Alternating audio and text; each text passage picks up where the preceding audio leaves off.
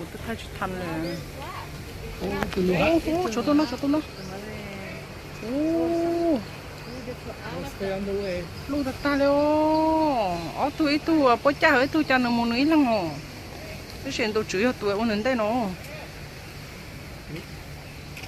ôi tôi luôn tất cảต้องใช้chứ không hay là hay ô hay cơ cho nó mới cho ta luôn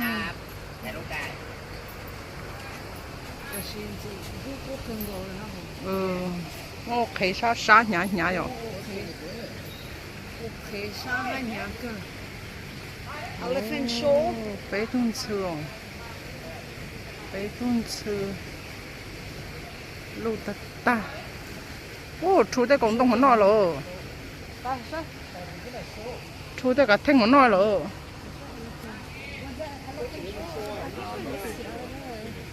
mi sẽ ô ta rồi bao dạ bốn ô dạ show ô lo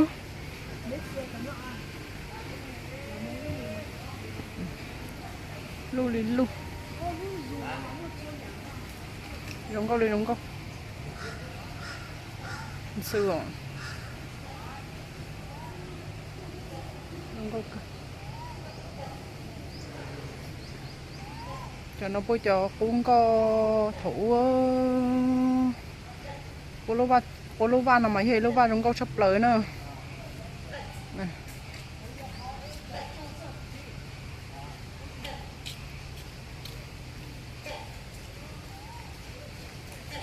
giống câu cơ luôn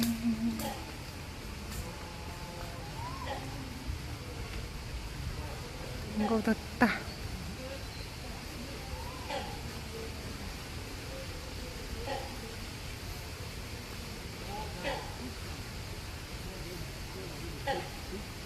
小过过都多去补了，正好过上。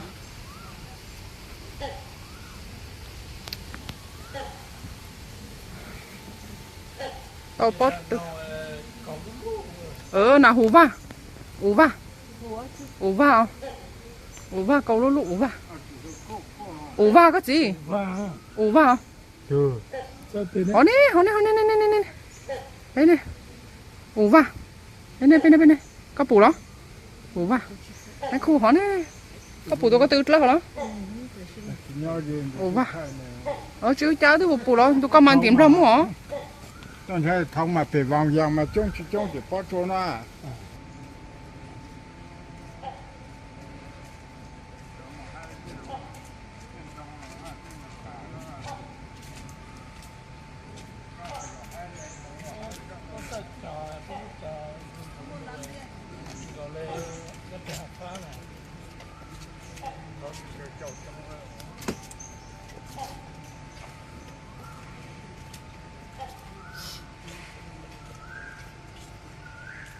ที่เรานอนรอลงก็ทำเปล่าเลย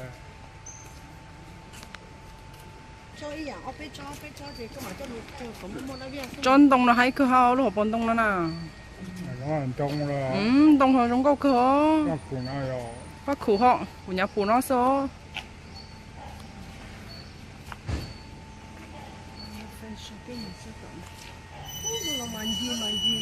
inu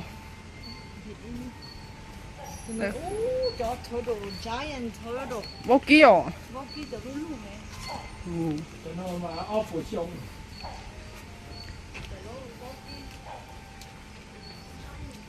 lu được tàu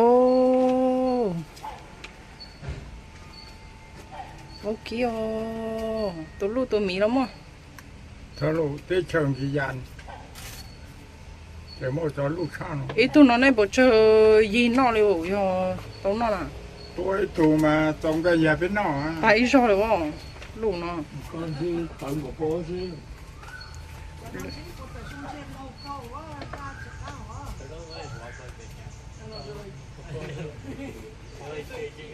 chúng câu cứ tao nó mà bổ chi bổ chua chúng câu chấp lời đâu mua cho họ phần này họ mua cho phần đủ họ mua phần này họ tạt tao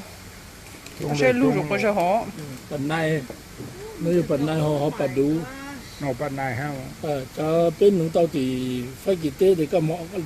lại ở thì tàu ở tụi nó để lụt chết chứ lúc đó tao buồn chơi lúc nó hao cho phụ cái nó không muốn nào ô ít tu nó mà chơi để có tu ít tu nâng tàu quá nó thì ở bên lụt chết đâu ở bên bảo ra真早呢，这真在个多了，我好像蛮浓，到这路上挺多的嘛，你在摸全是梦，你知道的，多知道的，我真的很丢了噻。chơi ơ sai trong sắp bù ơ chưa lấy hơn chơi ơ我这种到手个熬的，熬起tàu cái gì 也是缺了，来不去帮个啦。熬起tàu rồi 现在讲也去帮个来了，哦，这样多问题嘞。cho lưu cho mí một thân cho trong nhận thì là chung rồi đấy. Bây giờ nó chỉ nói chọn chơi nó nè.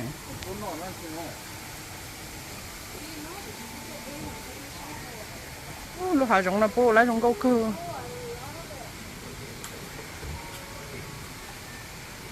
Sẽ chọn sốt lệ hả sao?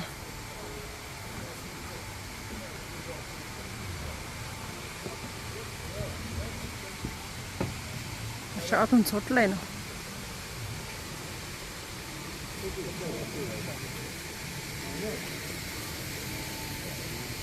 Lùi đi lùi cái gì lát lên hả?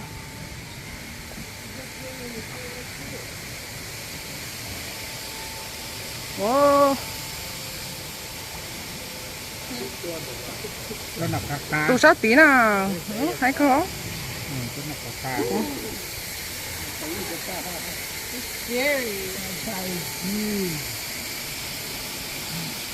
Bố mẹ luôn nọt lên cái hỏa nè. Mình sượt lên. Cái chỉ cần nó phải nó chỉ trong tụ sát tí là tàu sát bù nào nữa. Ô lột lên nào tụ sát tí mà sát tí tàu đó. Tụ tí nó tàu đó.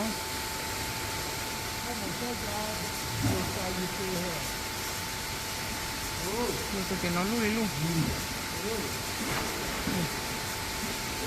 Lui ta.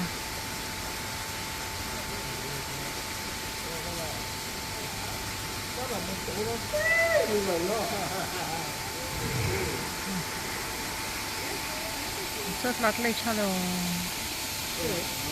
Chưa còn. cái tụi nó cha lô khổ luôn mà thôi luôn giấy Có mà ở đây ô cầu. nó chỉ lúc cha nhiều à. Chơi. Không, thì nó cũng ca. Mấy bột bùi rong đó cho trâu. Mấy tuần chơi ha nó nè.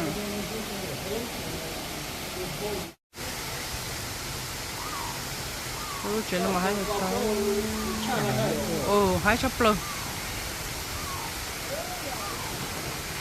Hai được ta. Tao bột lo ha, nhà bột ha nó sao luôn nào. Ken chắp lơ. Đi lúc học bón tông đó. Chỉ là gì là nhẹ sơ.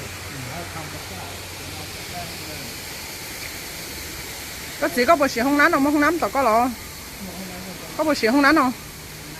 Lọ. Không nán à? Phải đó. Có bài của thưa à? Phải đó. Có bài đâu hả?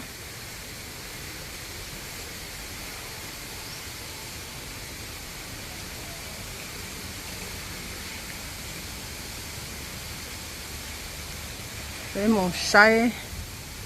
chỉ nhất to. Nó rồi ốp trong tủ cái ổ rồi.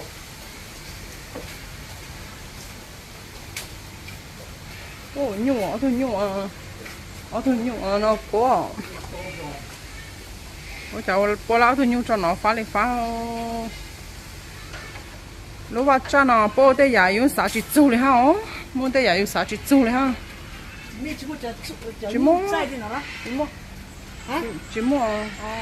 Chỉ mua cái chỉ bù ta đi nữa.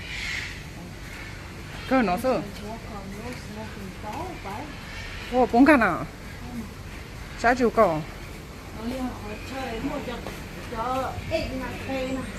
cây đó ô cha cơ ô chọc cây à ai khó rồi nhớ một tí lại đó nó nhọc cây rồi ô hái học cái gì yêu stop bụt luôn à hái nè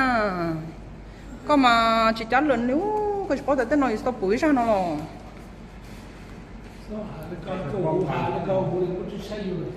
chỉ chán lần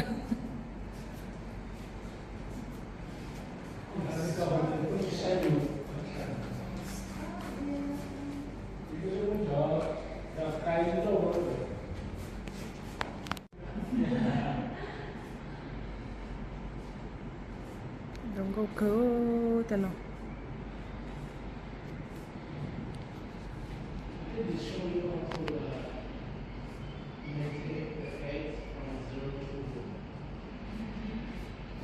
cho nó ra cây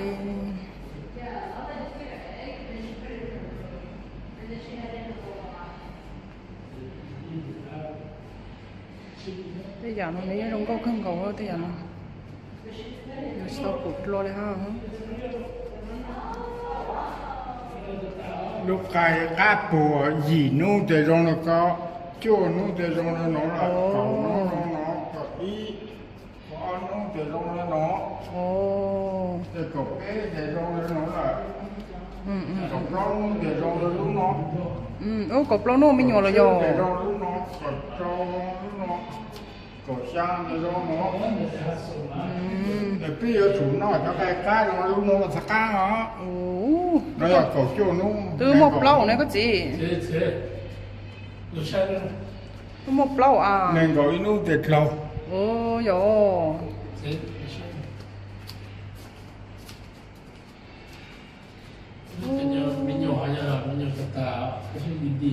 không có cây đâu cho nó lâu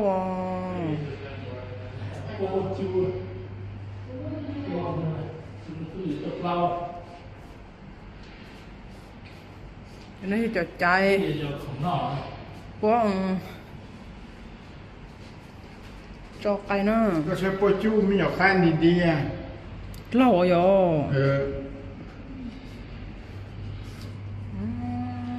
gì lúc á cho nó có cho khương này có mình nhỏ nông nó mình nhỏ nông lại cái gì đấy nói em nhỏ nông á rồi mấy ai nó có mấy chú nó lúc chả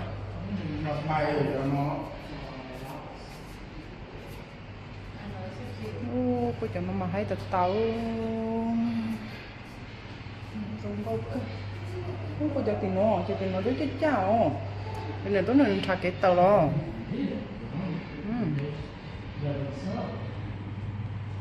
trong cô sẽ lợi đây này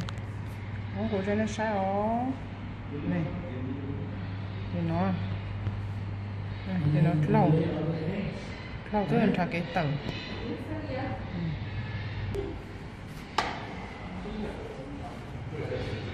cho nó tôi lúa lúa cho nó sẽ lúa lên nó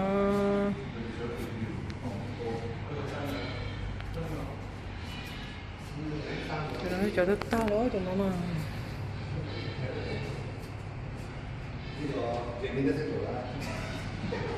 cho nó to đó được cho nó tới sao bố cho lời yêu nó bố mà đi cái mù sầu đồ sánh đâu là yêu lịch trà đó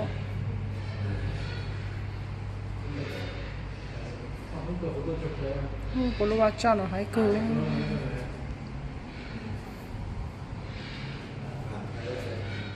bố lúc cha nó giống con cơ tụi nó như tụi bót sao tụi nó như tụi bót sắn nè bót sao thật táo tụi nó hãy cười tụi nó thì cho cây cây ta nói cho nó nào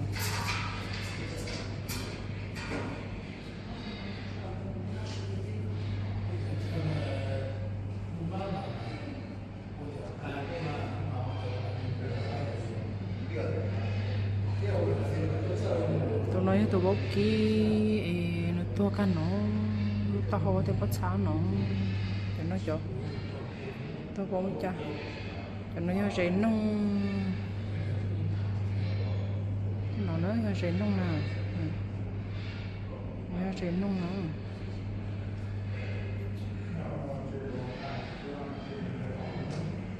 tôi nói tôi khéo à tôi nói nào bây giờ tôi khéo cứ nào cái này tôi bắt xa ta hả nó cho nó tay quá à tôi phải bắt cho lúc cho đâu không nó để một cái nữa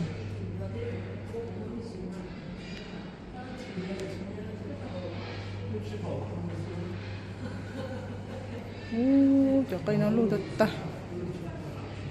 cây nó luôn ta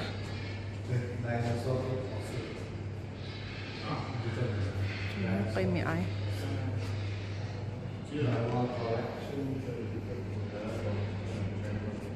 cái nó bố lấy giống câu nó nhóc cây bốc kí rồi cây bốc kí cây khéo nó nhóc cây khe nó cây lăng câu nó nhóc cây chi tụi nó thật sao rồi không có dọc đây đâu không có cứ đây nó chật xấu không cho nó nữa không cho nó nữa thì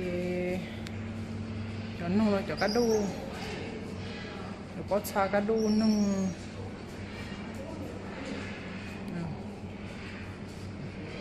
có xa cá đu nó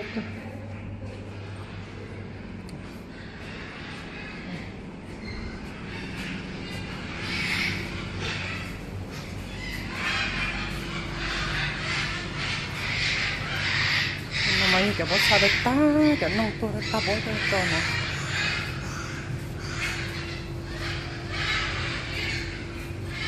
nó thôi có chứ không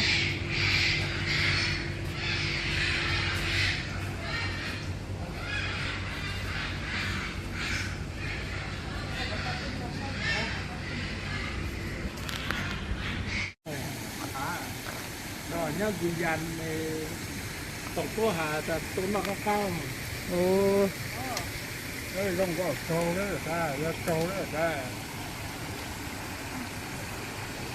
có mà có sâu có giấy nó sắp lỡ có lại giống câu của họ trâu á bây giờ mấy đứa chỉ cứ xuống lạc con nói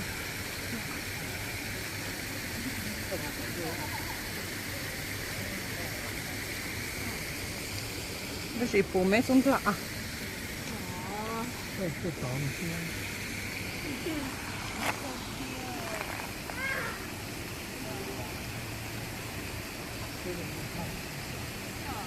tôi giờ rau tôi bù rau luôn rồi cá thôi tê có vừa đó bố mua lại có một cái chỉ lại bố mua bói có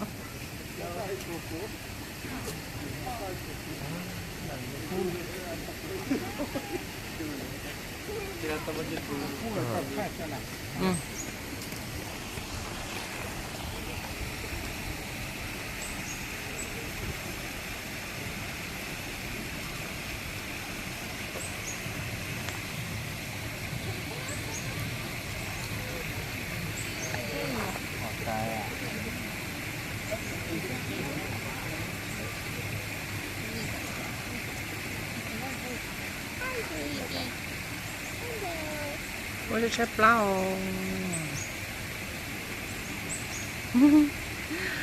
có ông thầy rau có cho chép lao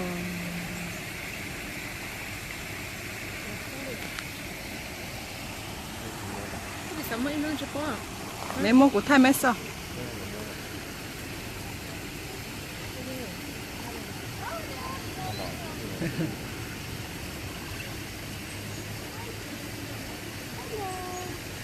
thôi lúc po rau rồi po nó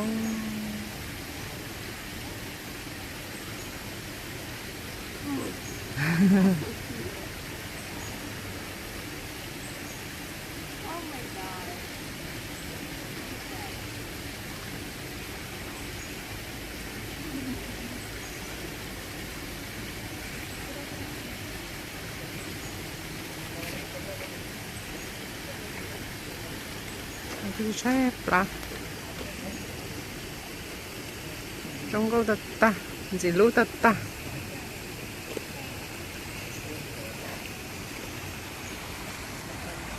giờ tôi nói chỉ lúc bữa nó là ô tôi không muốn được khơi rồi có sẽ tôi không được khơi được bữa nó tới giờ tôi không muốn được khơi có sẽ là chi bữa trong rùa cho tôi thay phải biểu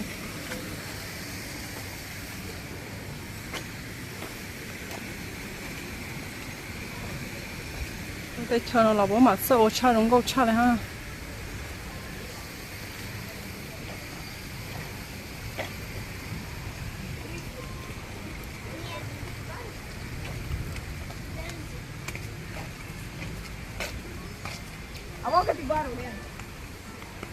tôi chú nhỏ chú đó nó cái cây nó to ha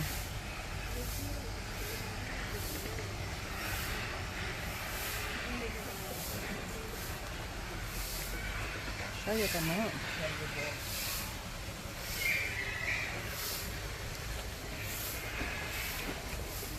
cái này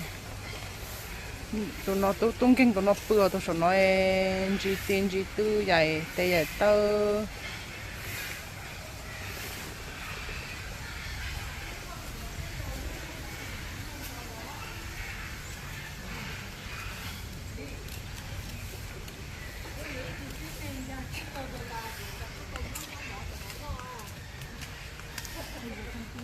bố chống lịch chống sao nào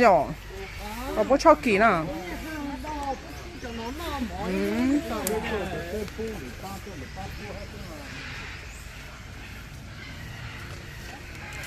xuống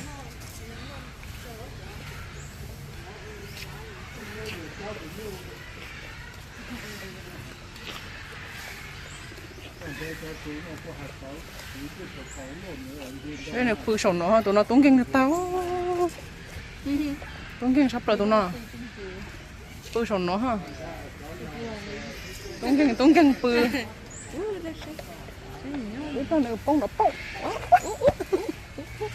cô chờ cô ha cái này lù hổ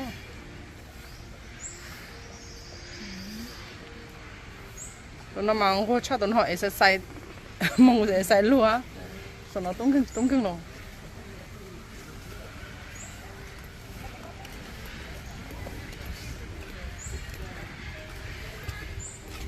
ôi dữ mà nó chuyện ca một sẽ nặng say